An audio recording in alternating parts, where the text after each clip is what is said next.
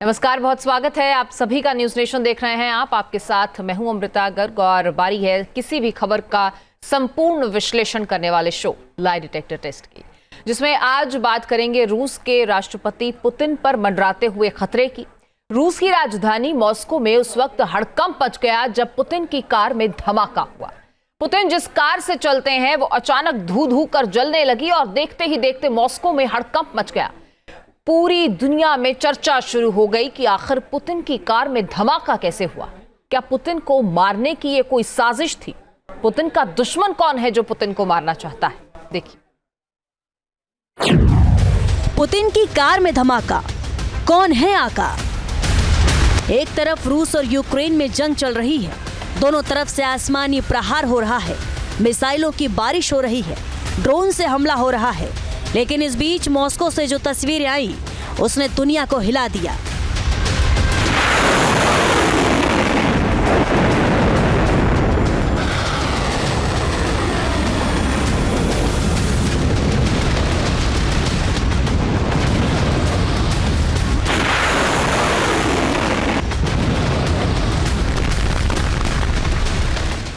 रूस की राजधानी मॉस्को में अचानक एक कार में धमाका होता है और चारों तरफ अफरा तफरी मच जाती है। मॉस्को, जिसे दुनिया का सबसे सुरक्षित शहर कहा जाता है, सोचिए वहां कार में ब्लास्ट होता है।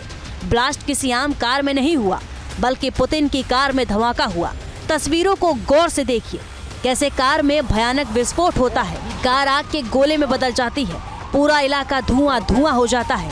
आग को बुझाने की कोशिश की जाने लगती है, लेकिन आग इतनी भयानक थी कि कार जलकर खाक हो जाती है।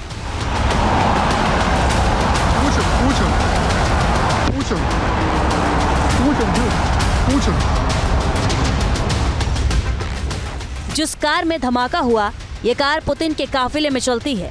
पुतिन इसी कार से चलते हैं। पुतिन की कार में धमाका रूसी खुफिया एजेंसी FSB के मुख्यालय के बाहर हुआ। द सन की रिपोर्ट के मुताबिक रूसी राष्ट्रपति की गाड़ी में ब्लास्ट हुआ और आग की लपटें उठने लगी। इस घटना का वीडियो भी सामने आया है। कार में ब्लास्ट होने के बाद आसपास के लोगों ने इमरजेंसी सर्विस के आने से पहले आग पर काबू पाने की भी कोशिश की। जिस कार में धमाका हुआ वो काफी आधुनिक है। इस कार में कई खूबियां हैं। रूस के राष्ट्रपति इसी कार का इस्तेमाल करते हैं। इस कार को बेहद ही सुरक्षित माना जाता है। अब सवाल ये उठने लगे हैं कि आखिर कार में धमाका कैसे हुआ? क्या कार में धमाका तकनीकी खामी है या फिर कार पर हमला किया गया है? क्या पुतिन को मारने की कोशिश की गई?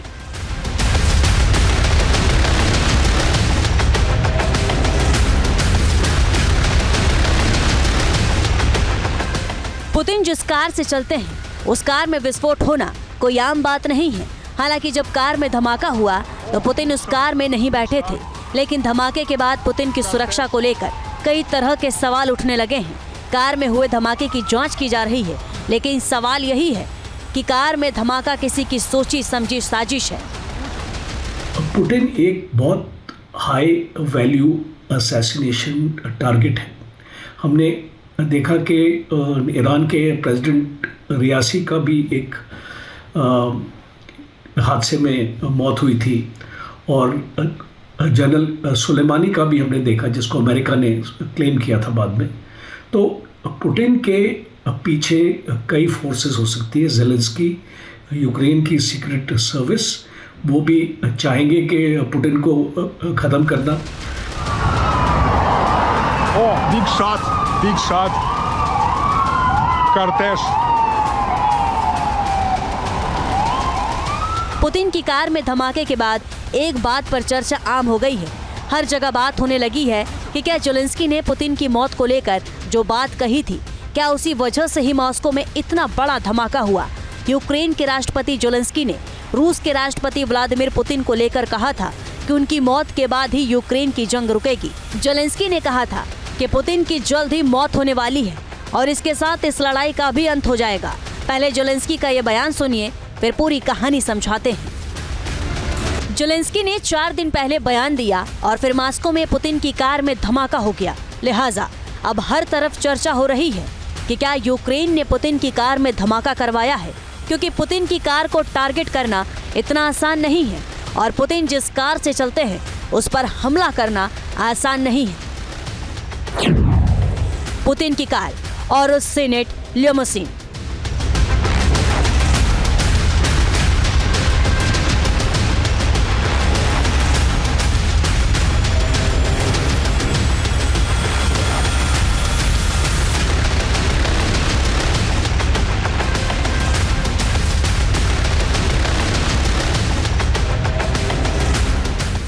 पुतिन जिस कार से चलते हैं वो कोई आम कार नहीं है, बल्कि उसका वजन 7 टन है।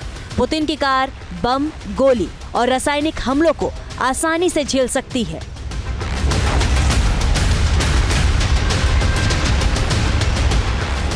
पुतिन की कार गहरे पानी में डूबने के बजाय तैर सकती है। इस कार के अंदर बाहर से जाने वाली हवा को बंद किया जा सकता है। इस कारण ये कार तैर सकती है।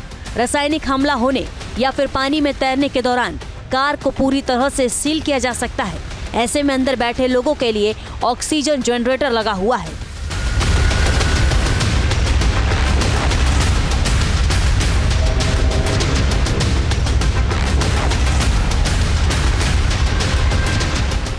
पुतिन की कार में 4.4 लीटर का V8 इंजन लगा हुआ है। यह इंजन 860 हॉर्स पावर की ताकत पैदा करता है, जो 7 टन वजनी कार को हाई स्पीड पर दौड़ाने में सक्षम है। पुतिन की कार के बाहरी ढांचे में 8 इंच मोटी आर्म्ड प्लेटिंग का इस्तेमाल किया गया है। ऐसे में इस कार को बम, गोली या ड्रोन के हमले से नुकसान नहीं पहुंचाया जा सकता। पुतिन की कार में नाइट विजन कैमरा, आंसू गैस दागने वाली गन लगी हुई है। इसे आपातकालीन परिस्थितियों में इस्तेमाल कर पुतिन को बचाया जा सकता है।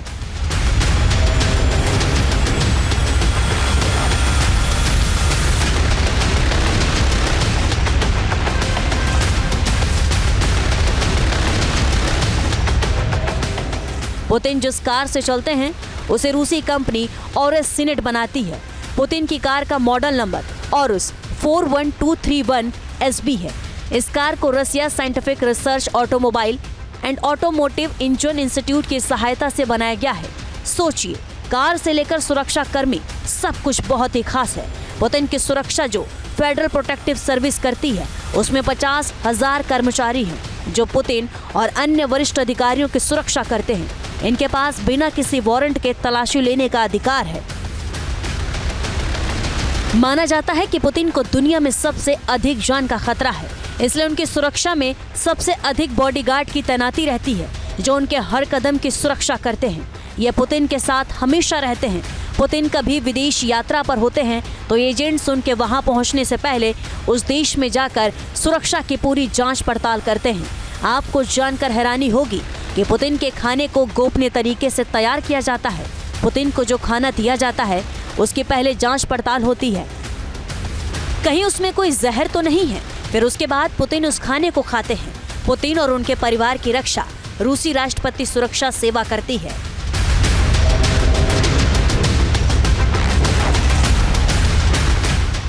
रूसी राष्ट्रपति पुतिन जब किसी सार्वजनिक कार्यक्रम में होते हैं तो वो इस स्पेशल यूनिट की 4 लेयर से घिरे हुए होते हैं। इसमें एक सेक्शन फेडरल प्रोटेक्टिव सर्विस का होता है, लेकिन 4 लेयर में से सिर्फ 1 लेयर ही लोग देख पाते हैं। टीम की पहली लेयर के लोग हमेशा हर खतरे के लिए चौकन्ना रहते हैं और अक्सर बुलेट प्रूफ ब्रीफकेस अपने साथ लेकर चलते हैं। इसके अलावा उनके पास एक खास तरह का छाता होता है जो पुतिन को गोलियों से बचा सकता है। पुतिन की रक्षा में शामिल लोग हमेशा हमले के लिए तैयार होते हैं और हर कोई 9mm गुर्जा पिस्तौल के साथ होता है। यह पिस्तौल 1 मिनट में 40 गोलियां दाग सकती है। सुरक्षा की दूसरी लेयर वास्तव में रूस के राष्ट्रपति के आसपास नहीं होती है, बल्कि भीड़ में लोगों के बीच होती है। भीड़ में मौजूद इन अंडरकवर एजेंटों को पुतिन के प्रति किसी भी खतरे के दिखने पर कार्रवाई करने की इजाजत होती है। गार्ड की तीसरी लेयर भीड़ की परिधि के भीतर मौजूद होता है और चौथी लेयर छतों से स्नाइपर्स के तौर पर तैनात होते हैं। स्नाइपर्स का काम छतों से किसी भी खतरे से निपटना होता है।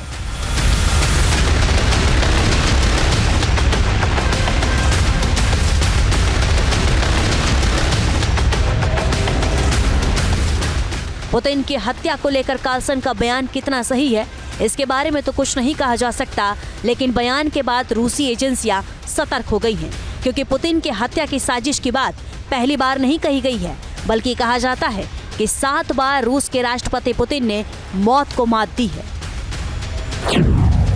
3 मई 2023 को रूस के राष्ट्रपति पुतिन के निवास स्थान क्रेमलिन पर ड्रोन से हमला हुआ था। तब रूस की ओर से यूक्रेन पर पुतिन की हत्या की कोशिश का आरोप लगाया गया था। मई 2022 में यूक्रेन के रक्षा खुफिया प्रमुख कायरलो बुडानोव ने खुलासा किया था कि रूसी यूक्रेन युद्ध की शुरुआत में पुतिन पर एक जानलेवा हमले की कोशिश की गई थी। यह सफल कोशिश काक्शिश यानी काला सागर और कैस्पियन सागर के बीच एक क्षेत्र है जहां की गई थी, लेकिन पुतिन बाल बचे थे। 2012 में काला सागर के नजदीक यूक्रेनी बंदरगाह ओडिशा से एडम ओस्मायेव नाम के एक चेचन विद्रोही को पकड़ा गया था। रूसी मीडिया में चले वीडियो फुटेज में इस आरोपी ने पुतिन पर हमले की साजिश को स्वीकार किया था। अक्टूबर 2003 में ब्रिटेन के खुफिया अधिकारियों ने पुतिन को मारने की साजिश रचने के आरोप में 2 लोगों को गिरफ्तार किया था। दावे के मुताबिक आरोपियों में से एक पूर्व रूसी खुफिया सेवा अधिकारी था। रिपोर्ट की माने तो ये लोग साजिश से 3 साल पहले ब्रिटेन आए थे। एक सुपारी किलर द्वारा उन्हें ये काम करने को कहा गया था। नवंबर 2002 में मॉस्को में पुतिन को मारने के लिए क्रेमलिन के पास एक मोट रवी के नीचे 40 किलोग्राम का बम लगाया गया था।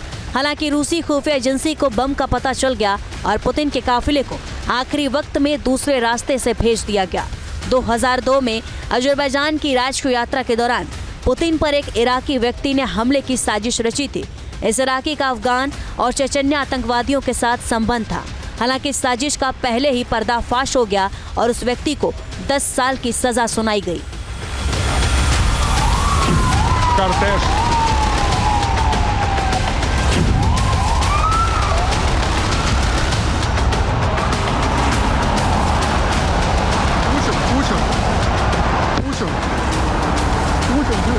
Путин. और अब एक बार फिर मॉस्को में हुए ब्लास्ट से कई तरह के सवाल उठने लगे हैं। सवाल ये है कि क्या पुतिन को मारने की साजिश रची जा रही है, क्योंकि जिस तरह से पुतिन की कार में धमाका हुआ है, कई तरह के सवाल खड़े हो रहे हैं। पुतिन के अपने पॉलिटिकल अपोनेंट्स भी हैं बहुत विद इन जो क्रेमलिन में हैं, वो भी चाहेंगे कि पुतिन को ख़त्म करना, बिकॉज वो एक स्ट्रॉन्ग नेता उभर के आ रहे हैं और कोई भी ऑल्टरनेटिव नहीं है आज रशिया में पुतिन के अलावा। तो एक सेकंड मोटिव उनका भी रह सकता है।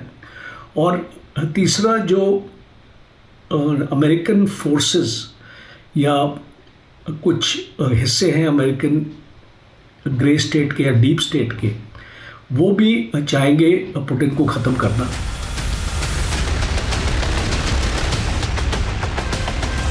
पुतिन जिस कार से चलते हैं वो बेहद ही सेफ कार है। यही वजह है कि उत्तर कोरिया के तानाशाह किम जोंग उन को भी पुतिन ने लैमोजिन ने गिफ्ट दिया था। पुतिन ने किम को लैमोजिन कार ऐसे वक्त में दी जब तानाशाह को लगातार हत्या की साजिशों का खतरा रहता है। लेकिन सोचिए, जब खुद पुतिन के देश में उनकी ही कार में ब्लास्ट हो गया तो फिर सवाल उठ रहा है, क्या इस कार में खामी है या फिर पुतिन की हत्या के लिए ब्लास्ट करवाया गया। अब सवाल ये है कि अगर मॉस्को में कार ब्लास्ट में ज़ेलेंस्की ही शामिल है या फिर नाटो के यूरोपीय देश भी शामिल हैं। Team news nation. News nation अब व्हाट्सएप पर खबरों के ताजा अपडेट के लिए न्यूज़ नेशन के इस QR कोड को स्कैन करें।